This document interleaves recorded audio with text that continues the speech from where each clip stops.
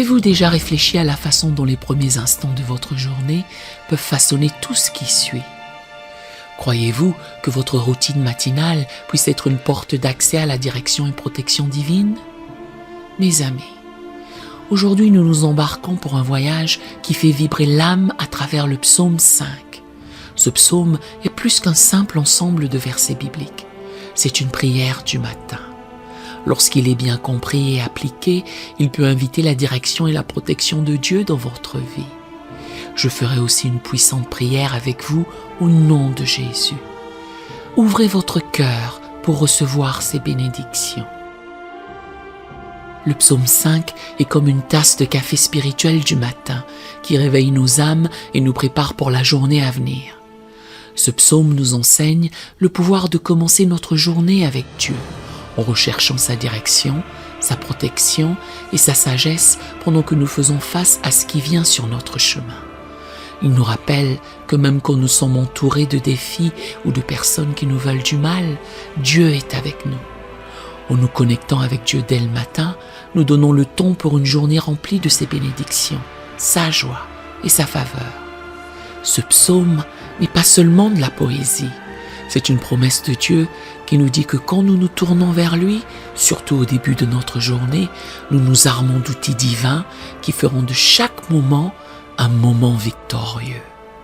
Alors, faisons du psaume 5 une partie régulière de notre routine du matin et voyons comment Dieu agira de façon miraculeuse dans nos vies. Examinons de près chaque verset de ce psaume pour bien comprendre comment il peut être le fondement de nos matins, nous conduisant à marcher dans la direction et la protection de Dieu. Le verset 1 du psaume 5 est un cri pour attirer l'attention de Dieu.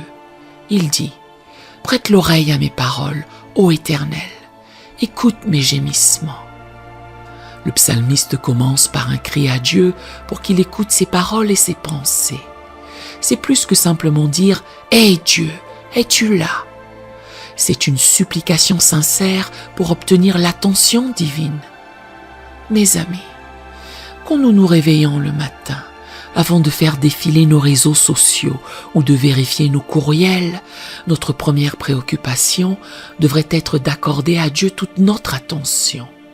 Cela signifie prendre le temps de prier, lire sa parole et inviter le Saint-Esprit à nous guider pendant la journée. En donnant à Dieu les premiers moments de notre journée, nous établissons des fondations spirituelles qui nous aideront à marcher dans sa direction et sa protection. Avez-vous déjà entendu parler de l'histoire d'Anne, la mère de Samuel? Dans le livre de 1 Samuel 1, versets 10 à 11, nous voyons qu'elle a déversé son cœur à Dieu dans une profonde angoisse et qu'il l'a écouté. Nous pouvons également commencer nos matinées avec le même niveau de concentration intentionnelle et de sincérité ouverte dans nos prières à Dieu. Cela ouvre la voie à une relation significative avec lui, dans laquelle nous savons que nous sommes entendus. Les mots « prête l'oreille à mes paroles » nous incitent à nous rappeler que Dieu s'intéresse à nos préoccupations individuelles et pas seulement aux grandes questions mondiales. Nous ne sommes pas trop petits pour attirer l'attention de Dieu. Ne croyons jamais que nos problèmes sont trop insignifiants pour que Dieu nous écoute. Il n'est pas seulement le Dieu de toute la création, il est aussi le Dieu de l'individu. Alors, chaque jour, comme le psalmiste, commençons notre journée par un cri à Dieu, pour qu'il écoute nos paroles et nos pensées. Commençons notre journée par la prière. Le verset 2 est un appel au roi. Il dit « Sois attentif à mes cris, mon roi et mon Dieu.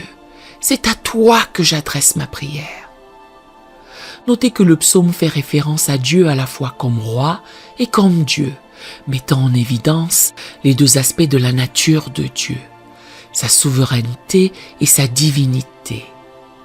Quand vous vous réveillez, mes amis, rappelez-vous qui vous servez, un roi qui règne sur tout et un Dieu qui transcende tout. L'histoire du centurion dans l'évangile de Luc 7, versets 1 à 10, résonne bien avec ce verset. Le centurion comprenait si bien l'autorité que Jésus s'est émerveillé de sa foi. Dans Luc 7, versets 6 à 8, le centurion envoie des amis parler à Jésus en disant « Seigneur, ne prends pas tant de peine, car je ne suis pas digne que tu entres sous mon toit. C'est aussi pour cela que je ne me suis pas cru digne d'aller en personne vers toi. Mais dis un mot et mon serviteur sera guéri. Car moi qui suis soumis à des supérieurs, j'ai des soldats sous mes ordres.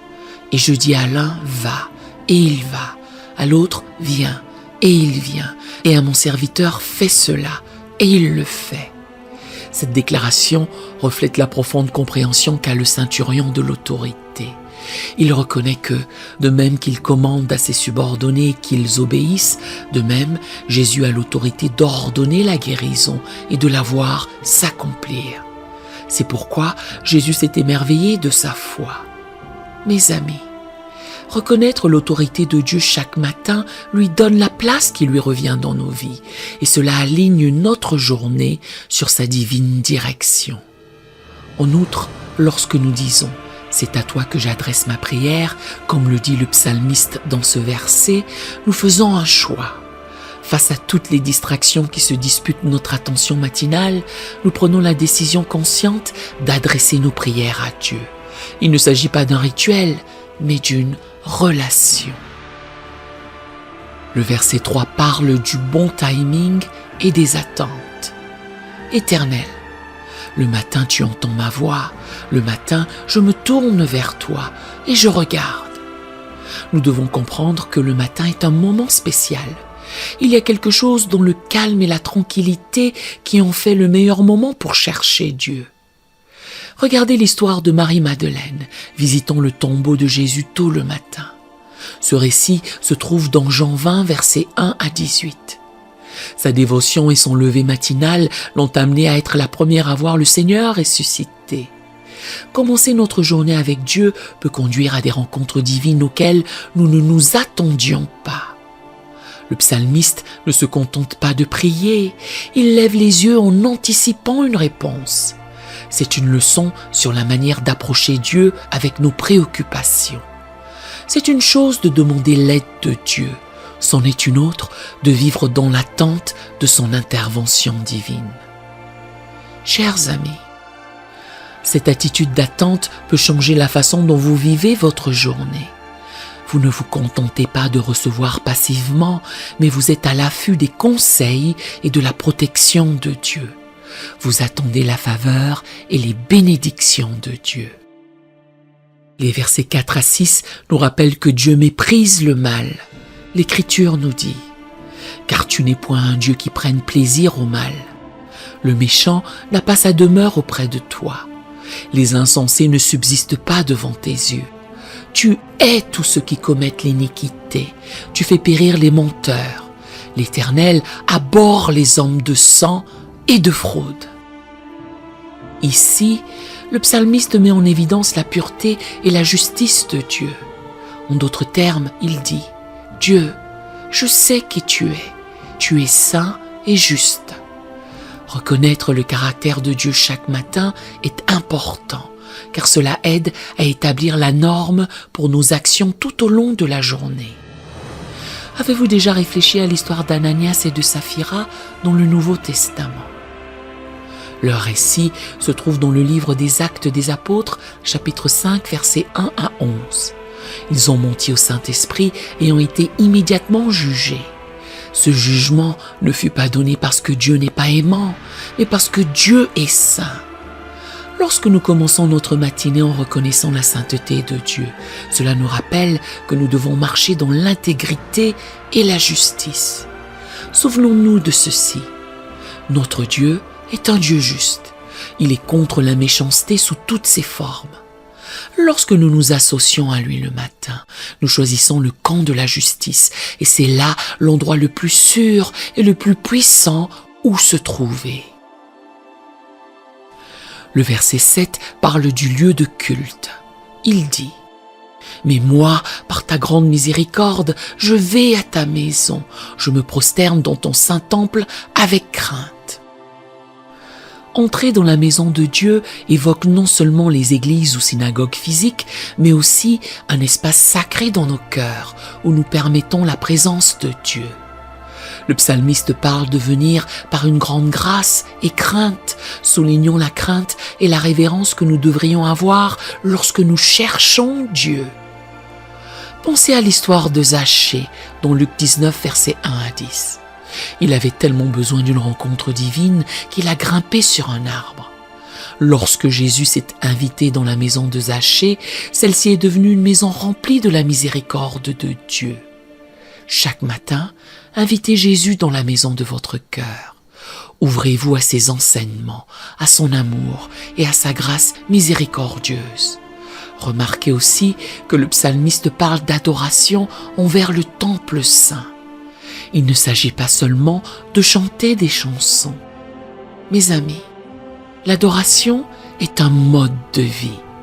Chaque matin, faites en sorte que vos actions, vos paroles et même vos pensées soient une forme d'adoration qui honore Dieu.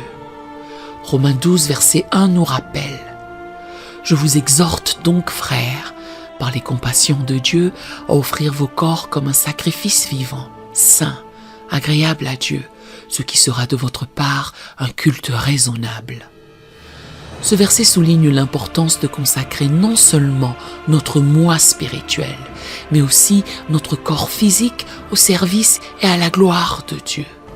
Cela inclut ce qui vient d'être mentionné. Il s'agit de consacrer nos actions, nos paroles, nos pensées, nos décisions, nos choix et nos vies comme une forme d'adoration. Le verset 8 est une supplique pour obtenir la direction divine. L'Écriture dit « Éternel, conduis-moi dans ta justice à cause de mes ennemis. Aplanis ta voie sous mes pas. » Chercher la direction divine n'est pas seulement pour notre bien, cela établit aussi une norme devant ceux qui pourraient souhaiter nous voir chuter. Le psalmiste demande un chemin droit, un sentier sans détour ni piège. Pensez aux disciples sur la route d'Emmaüs, dans Luc 24, versets 13 à 35.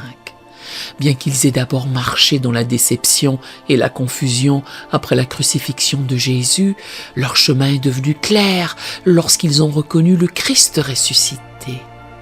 Dans nos vies, nous ne voyons peut-être pas physiquement Jésus, mais lorsque nous l'invitons dans nos matinées, nos chemins deviennent plus dégagés, plus droits et plus faciles à parcourir. Lorsque vous vous levez chaque matin, demandez à Dieu de frayer son chemin devant vous. C'est une prière qu'il prend plaisir à exaucer. Elle aligne votre vie sur sa volonté, vous invitant à bénéficier de sa protection et de sa direction tout au long de votre journée. Les versets 9 à 10 attirent maintenant notre attention sur la reconnaissance de la folie des méchants. Écoutez la parole de Dieu. Car il n'y a point de sincérité dans leur bouche, leur cœur est rempli de malice, leur gosier est un sépulcre ouvert, et ils ont sur la langue des paroles flatteuses. Frappe-les comme des coupables, ô Dieu, que leurs desseins amènent leur chute, précipite-les au milieu de leurs péchés sans nombre, car ils se révoltent contre toi.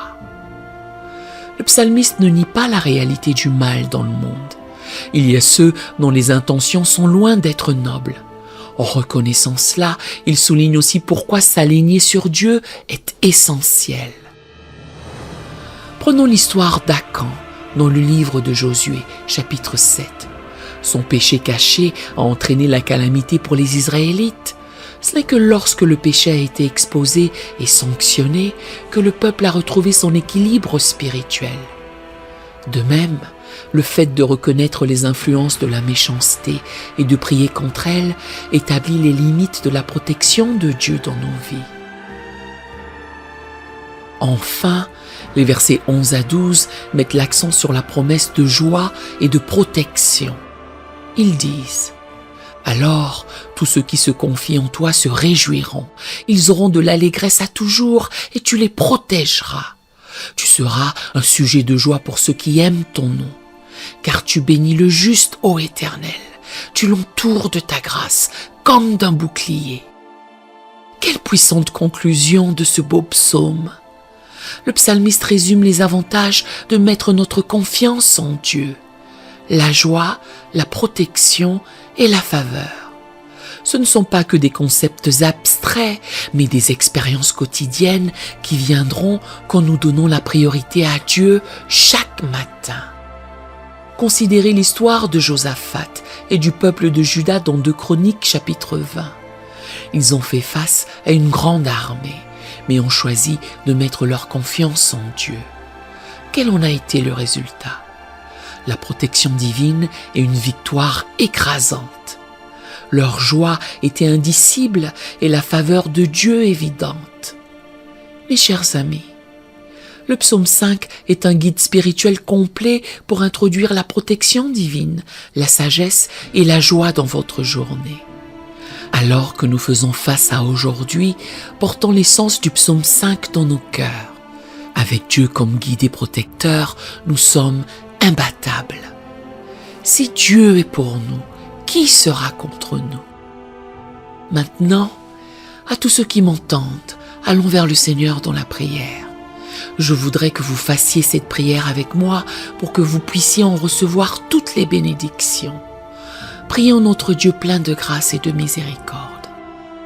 Éternel Dieu Tout-Puissant, Père Céleste, Tu es l'auteur et le consommateur de notre foi, l'alpha et l'oméga, le commencement et la fin. Tu es mon roi et mon Dieu.